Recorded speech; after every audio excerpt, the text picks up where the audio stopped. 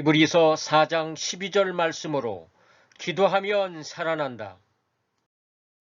성경 에스겔 37장 1절로 10절을 보면 바벨론에서 포로 생활을 하는 이스라엘의 회복에 대한 메시지가 나옵니다.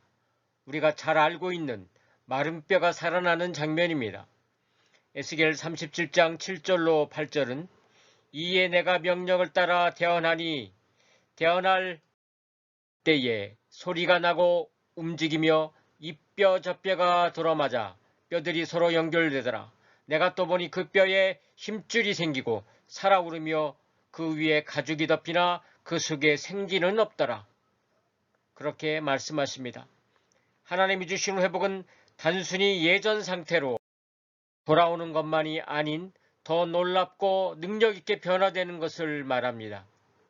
말씀이 선포되자 마른 뼈들은 뼈가 모아지고 힘줄이 생기고 살이 붙어 사람이 될 뿐만 아니라 큰 군대로서 능력있게 살아났습니다. 말씀의 기도가 살려낸 것입니다. 이것은 신약시대 교회에 대한 예언입니다. 성도 한 사람 한 사람이 놀랍게 회복되어 하늘나라 확장을 위한 큰 군대로 일어나는 것, 이것이 주님께서 꿈꾸는 신약시대 교회의 모습입니다. 말씀을 선포하는 것이 능력임을 가르칩니다. 우리는 마른 뼈같이 소망 없는 자임을 알아야 합니다. 마른 뼈 환상은 포로 중에 있는 이스라엘의 처참한 상황입니다. 하나님은 에스겔에게 마른 뼈 사이를 지나가게 하시는데 이는 소망 없고 죽어있는 우리의 모습을 눈으로 보게 하시는 것입니다. 하나님이 다시 살리는 은혜 없이 우리는 마른 뼈와 같은 존재임을 깨달으라는 것입니다. 영적 부흥은 철저한 영적 각성부터 시작됩니다. 하나님이 아니면 아무런 소망 없는 존재임을 스스로 깨닫지 못한다면 영적 부흥은 기대할 수 없습니다. 요한계시록의 라우디게아 교회처럼 자신의 영적 각성 없이 난 부유하다, 문제없다 그렇게 말할 때는 어떤 회복도 기대할 수 없는 것입니다. 여러분의 영적 상태는 어떠신가요? 주님을 향해 맹렬히 타오르고 심령이 보혈과 십자가로 가득 차 있습니까? 성도의 심령에 불이 없다면 그것은 살아있는 것이 아닌 마른 뼈와 같은 상태인 것입니다. 하나님의 말씀은 선포되어야 합니다.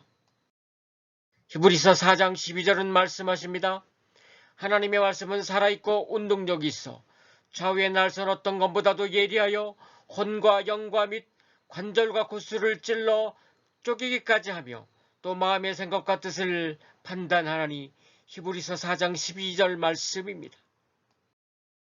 하나님의 말씀이 선포될 때 뼈들에게 그 말씀에게 순종할 능력이 있는 것이 아니었습니다. 말씀 자체가 생명력을 가지고 뼈들을 움직이고 연결되게 하신 것입니다.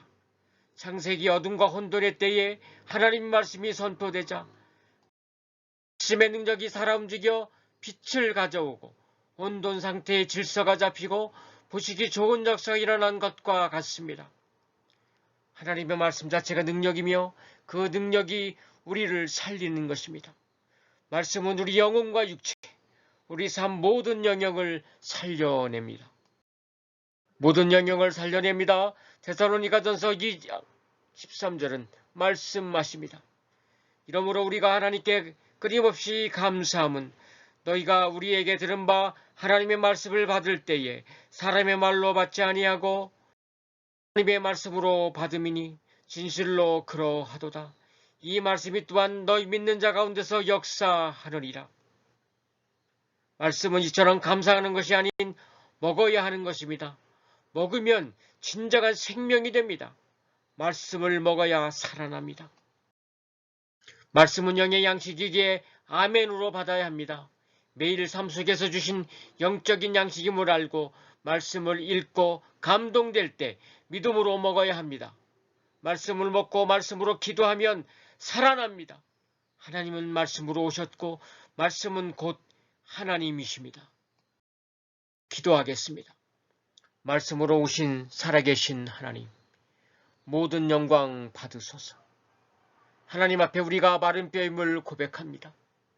하나님 없이 살 수 없는 존재요, 가치 없는 죽은 존재이오니 질서를 잡아주시고 성령님의 생기로 살려 주옵소서.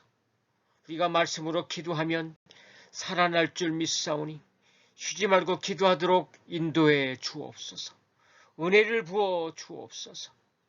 예수님 이름으로 기도하옵나이다. 아멘.